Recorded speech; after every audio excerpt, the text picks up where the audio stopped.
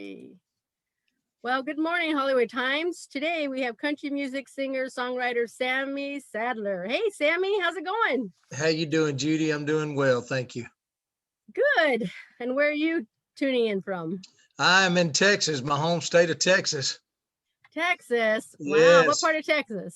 I live about probably about 45 minutes to an hour, kind of northeast of Dallas. Little Oh, do small you have town called Bonham, Texas. Bonham? Yeah. Yes, Wow. yes. There's besides you, there's some other famous people from there, I would assume. I've heard that town There's a before. few around here. Yeah. So do you have critters? We've got 56 acres out here, me and my dad, and we've got cows and a blue heeler dog, and you never know what's running around here at nighttime. I saw on your Facebook that you had a baby calf born. Uh, Yes, we had one the other day, and it's doing well. oh, good. Did you name it yet? No, we hadn't named it yet. We just letting it take it in. It's sitting out there laying in the sun the last couple of days. Well, yeah, I saw it. It's beautiful. Yeah, always good to get those. Well, we have a lot to talk about. Yes. So, first of all, let's talk about your single, She's Crazy for Leaving. That's an amazing Yeah. song. That's the single that the label just shipped out a week or so ago. And, we went back to that year of 1989.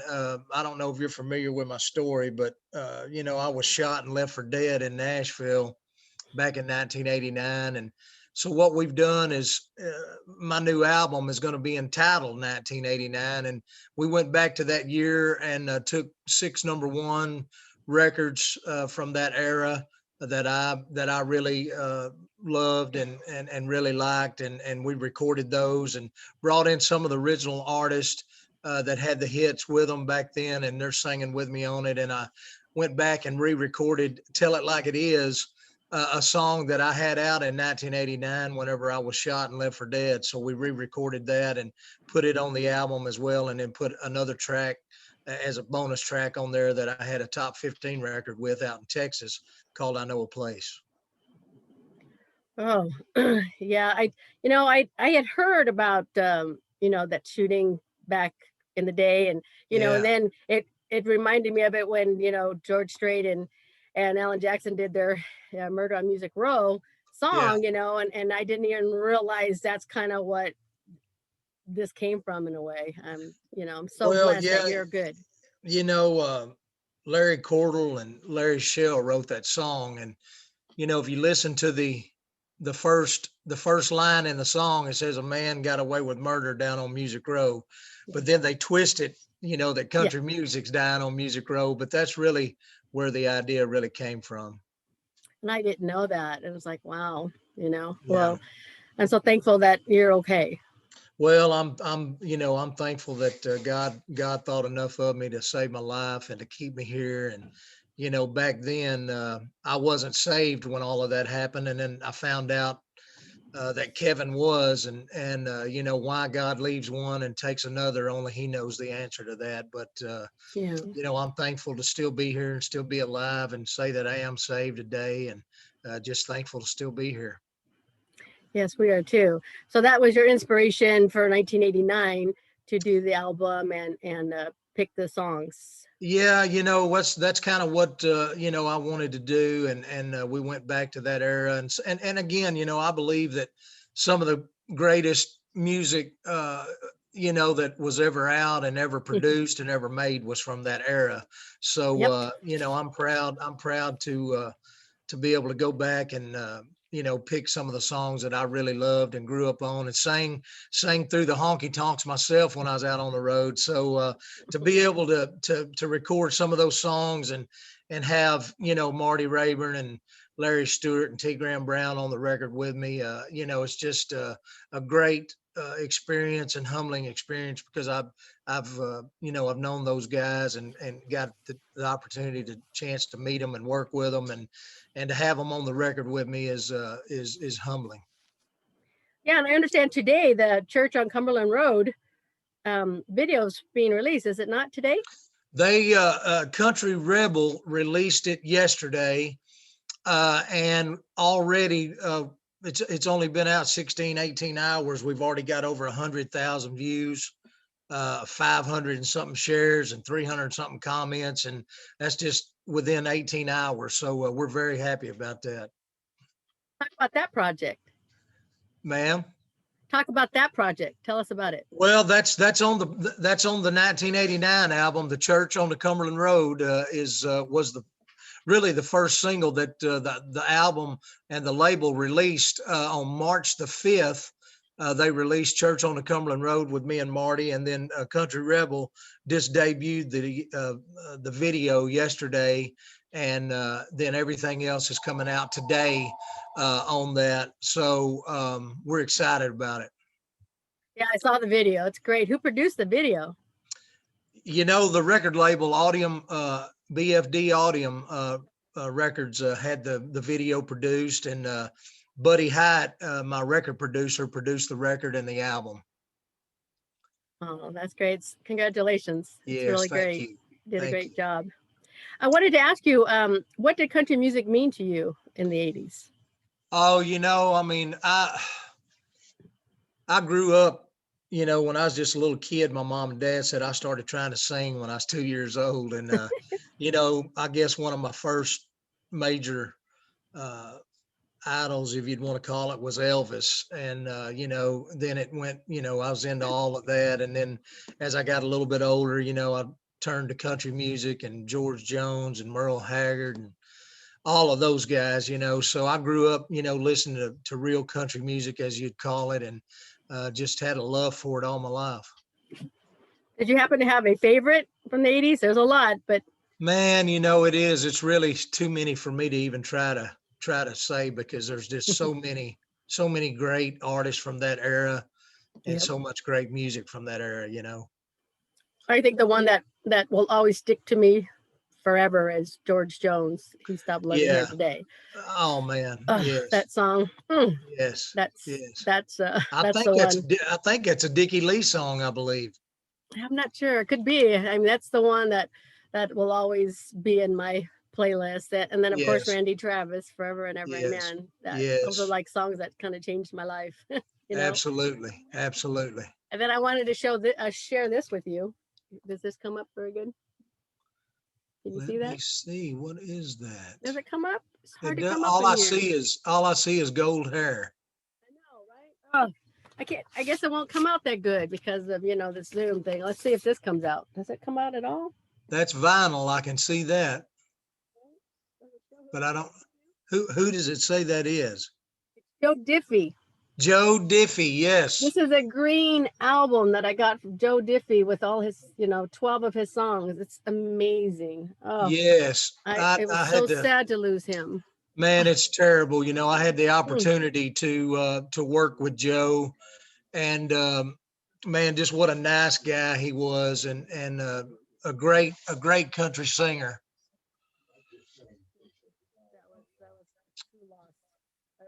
Especially at the beginning of this whole, march and all that. I lost you there, Judy. I can barely hear you. Are you okay there? There you are. Yes, I can hear you now. Okay, good. Yeah. So let's talk about the background, your road to Nashville. What led you there? Well, I just loved country music, and by the time I got ready to graduate from high school, I had to make a decision whether I was going to pursue sports or if I was going to pursue music. And I ended up going to Nashville. I moved to Nashville when I was 18, right out of high school. And within 6 to 8 months, I had a record deal. And we started, back in those days, they wouldn't go in and cut full length albums on you. They would cut singles on you and kind of see how the singles did, and kind of an artist development situation, and they would just put out singles to kind of see how they did. So from 18 to 21, I had 6 nationally charted records, and Tell It Like It Is was my 6th single that was out whenever I was 21, and that was my fastest rising single. And then on March 9th, obviously, tragedy struck, and the murder on Music Row happened, and my friend Kevin Hughes was murdered and killed, and I was shot and left for dead there, and my whole career came to a halt that night. You know, Sammy, like, you have had some obstacles that would have made most of us give up. What was your inspiration to keep writing and singing?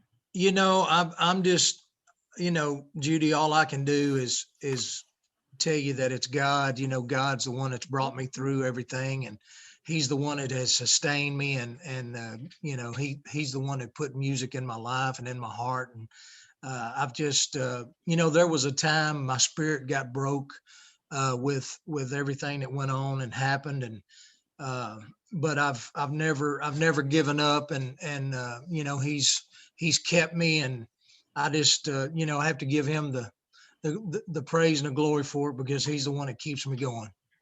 Well, praise the Lord for that. Thank God. Yes, ma'am. Yes, ma'am. And also, I read that you released a book called "A Hit with a Bullet." I did. What was this project? That's about my life and my life story, and obviously, a big part of that is the murder on Music Row and the trial and everything that went on, and it's also about country music history, and so if there's anybody out there, that has inspiration of being a singer or songwriter, entertainer, no matter what genre it is, whether it's country or, pop, rock, whatever, I would advise you to go and pick up a copy of this book, A Hit with a Bullet. You can get it on my website, and I'll autograph it for you and send it to you. But it gives you an insight on really how careers are really made, not only in country music, but it really happens in every genre. So if that's something that someone's out there thinking about pursuing, well, maybe they can get a copy of it, read it, and maybe it'll help them along their way of their journey of what they might want to try to pursue in the music business. That's some great advice. Thank you for that. Yes. I wanted to ask you a question. What did you recognize in yourself or in your life that you needed to change during the pandemic? Well, thank goodness. I'm fortunate enough. I own another business, and me and my father own a construction business, and we've had that for a long time. So I've been blessed to be able to have that to fall back on. Unlike some of the other people that are out here in the music business, and that's all they do. And for those guys, a lot of those guys have been really hurting and really suffering. Because that's all they have. They didn't have anything to fall back on or another job to help their income. So we've been blessed, and God's took care of us to be able to have that. And I'm thankful to be able to have that and be able to rely on that, because if we hadn't, we would have really been in a bad situation like so many other people have been. Yeah. What did you learn you could live without? Well, I mean, we haven't been as bad or as locked down as some people. We haven't been locked into our house to where we couldn't go or do anything. So, you take for granted just the little things like, food and water, or, if you, you got to have water every day to live. And, so that got a little scarce for a couple of weeks, but we made it through it. And everybody takes the little things for granted, I believe, sometimes. And did you learn what you could not live without? Well, you can't live without food, and I mean, that was a thing, people were going everywhere and buying out water and food. And, I mean, those are things that really people take for granted, Exactly, right? And toilet paper. What was going on with toilet paper? Toilet paper, paper towels. It was scarce there for a while. So you and your father, you stayed busy with construction because people still had the time to have construction projects done? Yeah, I mean, we really did. The housing movement has really not slowed down that much in Texas. I don't know what it is like across the country, but out here in Texas and Dallas, it's been really steady. Well, that's good. So how can our viewers find you? Social media? Well, you can go to my Facebook. My official Sammy Sadler Facebook is the one with the blue check. So you can go there and follow me and like me there. And you can also go to my website at sammysadler.com. And we've got some older albums on my website. If somebody'd like to get some of those, and we've got my book, A Hit with a Bullet, there that they can pick up. And then my new album, the 1989 album, will be coming out in May, so it'll be up for sale as well sometime in May. Can you tell us the 6 songs that you're going to have on the album, 1989? Well, I've got Tell It Like It Is. We went back and re-recorded that, so we've got Tell It Like It Is on there. The Church on the Cumberland Road, Bluest Eyes in Texas, I Can't Get Close Enough, Darlene, I Should Be With You, She's Crazy for Leaving, and I Know a Place is going to be the bonus track. Bonus track. Wow. Yeah. Well, thank you so much for bringing back songs from the 80s. It was, for me, a great year for country music, and been listening to country music my whole life, and I really love that type of music. I like all kinds, but country's my heart. I love that music and that era of music. I think it's some of the greatest music that was made and produced. And I'm thankful. Like I said, I've got Marty Rayburn, Larry Stewart, and T. Graham Brown on the album with me, and I hope that I've done the record and the songs justice. And I hope everybody will like it and go out and get a copy and share it with everybody. Yeah, great. So what's coming up next for you, Sammy? Well, we're myself and Ken Mellons. I've got a tour called Taking the Country Back, and it features myself and Ken Mellons, and we've got a surprise guest that we're going to add to it this summer.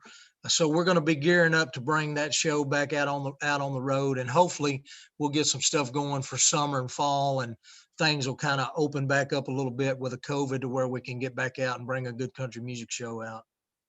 Yeah, we all miss that live interaction. Yeah. Yeah. Everybody likes to be able to feel and touch you. I know, to me, that was the hardest thing, Yeah. It's just, my elbows hurt.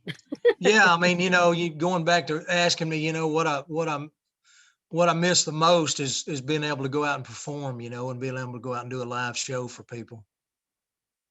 So when you get back on the road, will you travel across the United States, or will you stay in Texas? Yeah, Nashville? I'm sure we will. I've just got a new manager, and we're trying to see what all the plan is going to be. But I'm sure that we'll do a lot of stuff in Texas, but I'm sure we'll be scattered out across the country as well.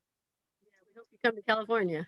I hope we can too. It's been a long time since I've been out there. I think the last show I did was I think it was in Sacramento, California, when I was out there. But that's been a while. Yeah. Yeah. Well, thank you so much for taking the time to talking with us, and we look forward to your success that's coming. Judy, I appreciate the time. Thank you for the interview, and tell everybody to share my music, and we appreciate your time. We sure will.